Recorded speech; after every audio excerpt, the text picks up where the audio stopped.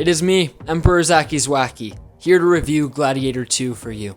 Gladiator 2 is, at its core, boring. Throughout this 2.5 hour long movie, I felt like I was sitting in that theater for over 3 hours. The pacing is awful. I appreciate the direction and performances, but overall the writing feels like it was padded out just to be a long movie when it didn't need to be a long movie. It felt like this wanted to be a James Cameron movie, a 3 hour long epic that justifies its runtime, but they could barely fill up 2.5 hours. If Gladiator 2 was 2 hours flat, I think it would be a really amazing movie, but there's a lot of padding there that doesn't need to be there. However, for having a padded runtime, I thought some of the performances were incredible.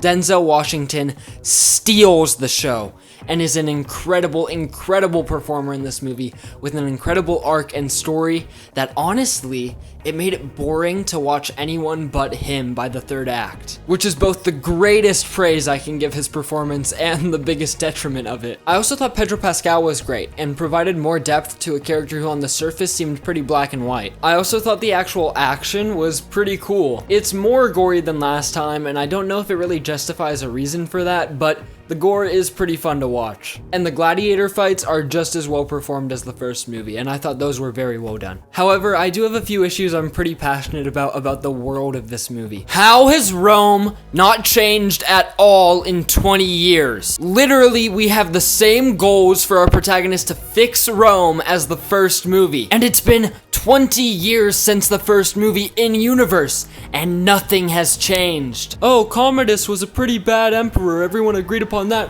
How about we have 2 of him this time? What? Like, the two emperors in this movie are basically Commodus. I was confused. I was confused as to how the Roman public, or the Roman Council, the Roman Senate would allow this to happen again, and nobody really remembers Maximus. He's mentioned a few times, but oftentimes he's mentioned as like the gladiator from a long time ago. He's not the legend it felt like he would be. The gladiator who saved Rome. Oh, psych. Rome's the same as it was 20 years ago. Nothing's changed. And I felt like that almost erased Maximus's story and made the first movie feel worthless. But if this movie was its own thing and paced a little better and told the story about a gladiator rising up to take Rome back for freedom, I think it would be a banger, but it basically tries to rehash the story of the first movie by erasing it. I feel like this movie technically and performance-wise is full of pros, but if you're looking at it from a writing and story perspective, it's full of cons. When those fights are happening in the arena, you feel like you're right there, and when there's a somber emotional moment,